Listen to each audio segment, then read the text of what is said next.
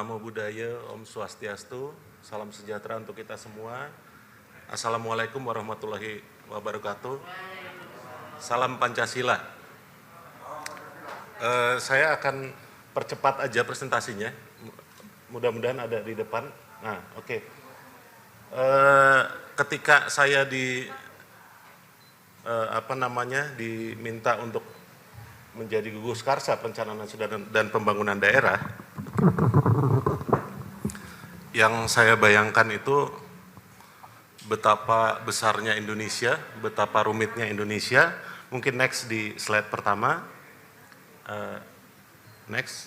Nah, ini Indonesia. Tantangannya kira-kira seperti ini. Yang pertama itu negara kepulauan terbesar di Indonesia. Yang kedua itu landscape-nya sulit. Dari gunung, laut, dan lain-lain itu landscape-nya sulit. Yang ketiga itu ada 74.000 desa. Ya, di situ. Selanjutnya ada beragam permasalahan di desa, termasuk perdesaan yang menyebar sangat luas. Jadi kalau diidentifikasi permasalahan itu bisa jutaan, kira-kira begitu. Maka harus ada strategi program yang efektif dan efisien. Kira-kira seperti apa? Di next slide, gambarnya kira-kira begini. Pemerintah itu sudah memikirkan rencana pembangunan jangka panjang nasional sampai 2025 dan juga RPJMN 2019 sampai 2024 dan Nawacita di pemerintahan sekarang.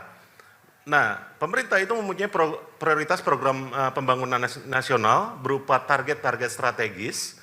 Dalam hal ini, kita itu harus menyesuaikan perencanaan nasional dan pembangunan daerah, ya, gugus karsa ini, itu dengan prioritas pembangunan nasional dan target strategis dari pemerintah. Jadi tidak bisa berjalan sendiri-sendiri, ya. Bagaimanapun juga harus disesuaikan dengan target dari pemerintah ini. Dari situ nanti akan dihasilkan relevansi fokus. Ini nggak kelihatan ya di bawahnya. Relevansi fokus dari program-program pemerintah yang dipengaruhi oleh faktor-faktor eksternal. Misalnya, sebelum terjadi COVID, pemerintah itu sudah punya program-program unggulan, fokus program nasional gitu ya. Lalu terjadi faktor eksternal yang namanya COVID-19, sehingga harus merubah, harus menyesuaikan. Otomatis kita juga harus menyesuaikan minimal protokolnya. Kira-kira begitu. Nah, kalau program-program ini sudah terjadi kesesuaian apa yang diprogramkan pemerintah negara Republik Indonesia dengan yang menjadi perencanaan program dari kita, ya, kalau sudah terjadi kesesuaian, ini enak matchingnya. Pak Ketua Umum, Pak Sekjen itu bertemu dengan para pihak, itu gampang menyesuaikannya. Ya, ini yang perlu dilakukan dalam perencanaan pembangunan daerah. Sehingga nanti ketika sudah terjadi kesesuaian ini, maka yang diharapkan untuk terjadi, yang kita kontribusikan terhadap bangsa ini adalah yang pertama adalah peningkatan mutu sumber daya manusia di tiap daerah.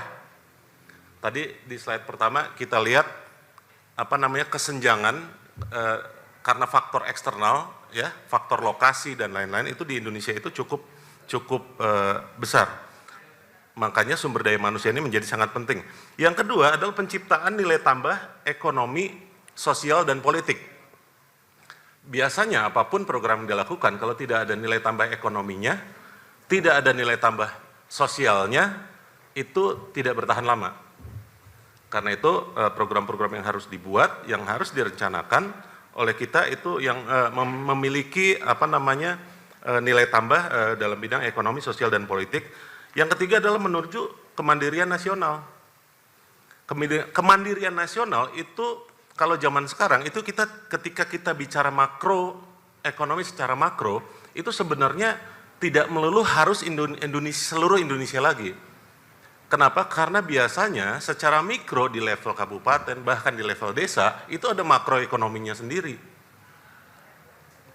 Artinya ketika satu desa itu mereka memahami potensinya, mereka memahami pengembangan sumber daya manusianya, mereka bisa membangun makroekonomi di level desa tersebut. Ini yang mungkin bisa kita sebut sebagai mikro makroekonomi. Kalau diperbesar itu menjadi nasional. Nah, dalam konteks ini, next, yang hijau kita itu ya, saya tarik itu, konkretnya seperti apa? Ya, konkretnya seperti apa? Saya menyebutnya adalah meet the needs, atau mempertemukan kebutuhan. Ada sisi kiri, ada sisi kanan. Ya, di sisi kiri itu ada yang namanya sumber daya yang adanya di pusat. Sumber daya ada di pusat. Misalnya apa? Teknologi, keuangan, manajemen, regulasi pusat dan lain-lain. Subjeknya siapa? Kementerian, lembaga, BUMN, perusahaan perusahaan-perusahaan swasta nasional, lembaga donor, TNI, Polri dan lain-lain. Lalu di sisi kanan itu ada yang namanya sumber daya daerah. Sumber daya daerah ini apa saja sih isinya? Ada manusia, ada lahan produksi, ada bahan baku, ada peraturan daerah, peraturan desa, gitu ya. Setiap daerah itu selalu bicara bahwa kami punya ini, kami punya lahan, kami punya potensi dan lain-lain. Nah, kita itu mempertemukan ini. Apakah pemilik teknologi di pusat itu tidak memerlukan yang sisi sebelah kanan sumber daya daerah? Perlu. Apakah pemilik keuangan finansial itu tidak perlu sisi sebelah kanan? Perlu juga. Manajemen sama perlu juga. Sisi kanan juga sama, tentu saja desa memerlukan teknologi baru, desa memerlukan akses keuangan, dan lain-lain, manajemen dan lain-lain. Apa yang harus dilakukan oleh kita? Kita itu dalam posisi untuk yang pertama adalah manajemen program. Teman-teman di desa, teman-teman di daerah punya ide, ya. Umumnya Jakarta itu urusannya kertas. Ibu-ibu, bapak-bapak sekalian, umumnya tuh urusannya kertas di Jakarta. Nah, membuat ide ini menjadi kertas, itu ketika kita minta teman-teman di desa untuk coba bikin proposalnya itu bisa sebulan. Setelah itu bolak-balik revisi. Gitu ya. Nah, peran kita itu yang pertama adalah memanajemen program. Kedua, itu memanajemen teknologinya. Gitu ya. Ketiga, itu memanajemen keuangannya. Banyak kita tahu ada kucuran dana proyek bantuan sebulan hilang, 3 bulan hilang, gitu ya. Kenapa? Karena tidak di-manage, bukan karena pencuri, karena tidak di-manage. Itu yang harus kita bantu. Selanjutnya adalah tenaga ahli. Banyak sekali tenaga-tenaga ahli, scholar, orang-orang yang punya kemampuan akademik, punya pemikiran dan ide, itu yang ada di pusat, dan kita pertemukan di situ. Kita sebagai lembaga atau sebagai wadah untuk meet the needs itu. Selanjutnya monitoring evaluasi, dan yang terakhir itu call center. Kenapa perlu call center? Banyak orang ingin mencari kebenaran atau ingin bertanya, mencari jawaban, tapi tidak tahu bertanya kepada siapa. Suatu saat Pak Jokowi bilang, silakan tanya sama menterinya, silakan kontak saya, ini nomor saya, tapi begitu sulit untuk mengontak. Gitu ya, apalagi mencari jawaban.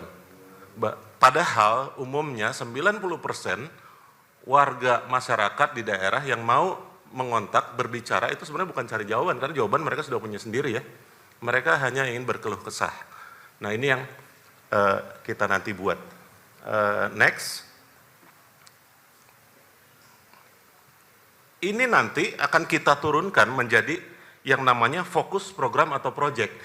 Ini contoh yang saya buat ya. Ini contoh yang saya buat, beberapa sudah kita implementasikan. Yang pertama itu program ini atau project ini kita korelasikan dengan kondisi kekinian. Yang pertama itu digital era, ya, semuanya digital. Yang kedua itu protokol kesehatan baru, ya. Yang pertama itu Creative Village Center, yaitu pusat pengembangan industri kreatif di desa berbasis ICT, Information Communication Technology. Yang kedua Wi-Fi Box, nanti saya jelaskan lebih lanjut. Solusi penyebaran informasi yang efisien, murah, efektif pada publik. Lalu ada smartphone desa, ada drone desa, ada One Village 1 Megawatt program atau OVOM. Yang keempat call center. Oke, next. Yang pertama Creative Village Center adalah fasilitas pelatihan untuk pemuda-pemudi di desa menjadi produsen industri kreatif berbasis ICT. Ya, kenapa sih ada jarang sekali ada pemuda-pemudi desa itu yang menjadi seperti Atta Halilintar atau apa namanya orang-orang di industri kreatif di Jakarta. Semuanya berbasis di Jakarta atau kota-kota besar yang lainnya. Permasalahannya ada dua. Satu itu fasilitas, yang kedua yang ngajarin. Gitu ya. Biasanya orang itu fokus ke desa, bawa ke desa, itu aplikasi untuk pemerintahan desa, aplikasi keuangan desa, dan lain-lain ya. Tapi pemuda-pemudi desa itu diabaikan, tidak diberi fasilitas untuk mengembangkan dirinya. Ya, makanya kita di ujung situ Presiden Jokowi Indonesia akan digerakkan kaum muda di industri kreatif. Kaum muda yang mana? Apakah yang 90% yang ada di desa itu tidak diberi kesempatan? Nah, kita bangun kesempatan ini. Next, itu yang Creative Village Center ya. Jadi pusat pengembangan industri kreatif. Yang kedua ini Wi-Fi box. Saya kasih contoh begini, kita di sini ada kira-kira 50 orang ya. 50 orang ini mengakses satu konten yang sama. Ya. Pertanyaannya, kenapa harus 50 orang menghabiskan pulsa? Padahal bisa dengan Wi-Fi box ini. Alat ini kita punya. Jadi kalau kita di sini mengakses mata pelajaran PMP, sebenarnya cukup satu koneksi menyimpan data pelajaran PMP dan diakses oleh 50 orang ini secara gratis. Secara gratis. Bayangkan kalau alat ini disimpan di tiap RT. Atau di tiap sekolah, atau di tiap RW, gitu ya. Kapasitasnya sampai 1 terabyte, bisa disimpan video begitu banyak, bisa disimpan materi-materi pelajaran, materi-materi e-learning, hiburan dan lain-lain, gitu ya. Ini Wi-Fi box, kita juga akan kembangkan ini. Next. Ini smartphone desa, Bapak Ibu, koneksi backbone telekomunikasi di Indonesia itu saya kira sudah lebih dari 90%. Palaparing sudah dibangun, satelit kita punya, jadi backbone-nya itu sudah minimal tuh 3G. Nah, seringkali kita lupa bahwa permasalahan di desa itu ada pada yang namanya handsetnya. Ya. Ketika Pak Menteri Pendidikan itu membuat program bagi-bagi pulsa, ya, saya bilang itu sebenarnya kurang berkeadilan. Kenapa? Karena anak saya 3, ya, 3-3-nya dapat, karena 3-3-nya punya handphone. Tapi teman-teman di desa, anaknya 5, handphonenya cuma 1, ya kan? Yang dapat subsidi cuma 1 handphone ini, karena dihitung nomor. Kira-kira begitu. Nah, makanya program ini bisa dibuat, bisa, sangat bisa. Biaya produksinya sangat murah. Teknisnya seperti apa untuk bisa ini diberikan gratis, itu bisa dilakukan. Caranya seperti apa? Kita bisa pre-install. Pre-install itu kira-kira begini. McD itu punya aplikasi Android kan, McD kan? Tapi siapa sih yang mau menginstal aplikasi McD di handphone kita? Kan nggak ada. Iya kan? Kan nggak ada, amit-amit katanya kan, mau install seperti itu. Nah, yang kita lakukan itu kita pre-install. Saya bilang sama Unilever misalnya, Bung,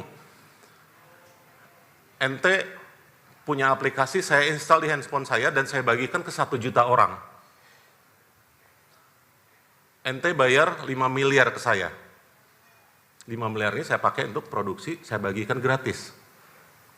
Sehingga orang-orang yang tidak punya kesempatan untuk punya handphone, ini kapasitas handphone yang mumpuni ya, bukan bermerek, enggak, tapi layak untuk digunakan, sangat layak untuk digunakan. Ini smartphone desa juga bisa untuk bisa untuk sosialisasi program-program dari kita. Bahkan kalau mau digunakan ya untuk kampanye ya bisa aja, kalau mau, gitu ya. Kira-kira begitu. Ini yang smartphone desa. Next, drone desa. Tadi dari NTT menunjukkan ya situasi, kondisi dengan menggunakan drone. 2014 saya ingat Pak Jokowi ketika kampanye, itu dia bicara drone. Tapi sampai saat ini itu belum terrealisasi apapun, belum ada gambaran kira-kira keterusannya seperti apa sih gitu ya. Padahal drone, apakah drone desa ini bisa digunakan? Sangat berguna.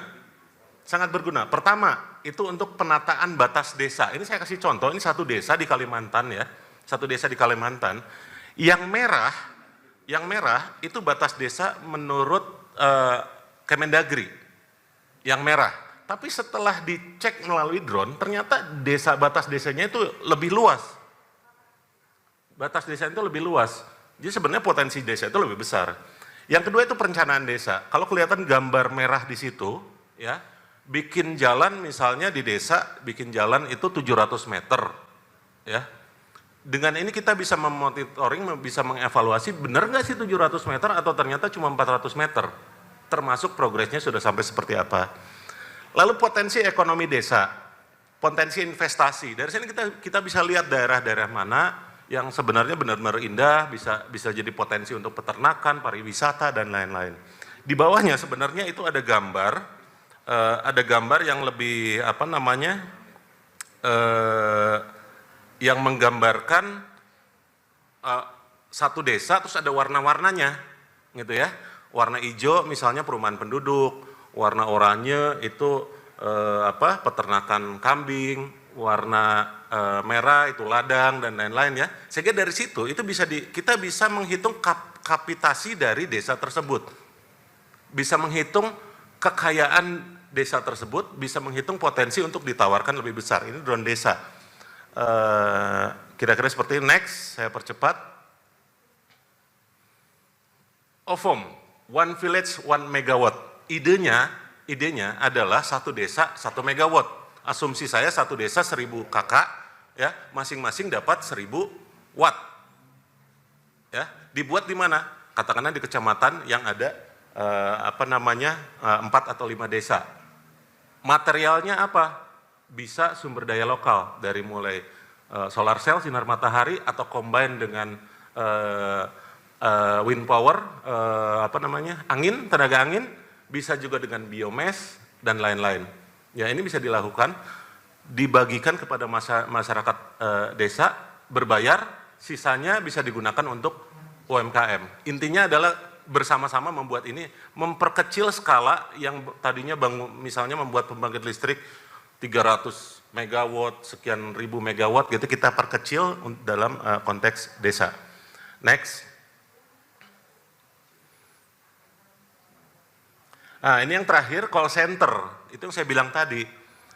Call center, kenapa sih perlu call center? Karena ada banyak sekali orang yang ingin bertanya, tapi tidak tahu bertanya kepada siapa. Ya, tidak tahu harus bertanya kepada siapa. Sebagai tempat bagi masyarakat untuk bertanya, mengadu, melapor, mencari jawab, mencari solusi dan lain-lain. Yang kedua, mengoptimalkan fasilitas telepon. Caranya lewat apa? Bisa lewat WA, bisa lewat Twitter, sosial media, bisa lewat telepon, SMS dan lain-lain. Yang penting ada yang menerima pertanyaan keluh kesah mereka, ya. Jadi ini yang kita desainkan, kita bikin, kita mendengar gitu ya. Atau ini sebenarnya kalau gambar yang pojok kanan itu Kang Maman mendengar. Gitu. Jadi tidak harus Kang Maman yang ngangkat gitu ya, tapi ada operatornya gitu ya. Ya, dan yang bertanya ya, itu bisa kita verifikasi karena kita akan tanya, kamu dari mana, desa mana, NIK kamu berapa, nomor telepon kamu berapa, kita bisa tanya sehingga valid gitu. Next, ini call center ya. Oke, ini yang dari Gugus Karsa, Kang, perencanaan dan pembangunan daerah yang coba saya sampaikan. Terima kasih. Assalamualaikum warahmatullahi wabarakatuh.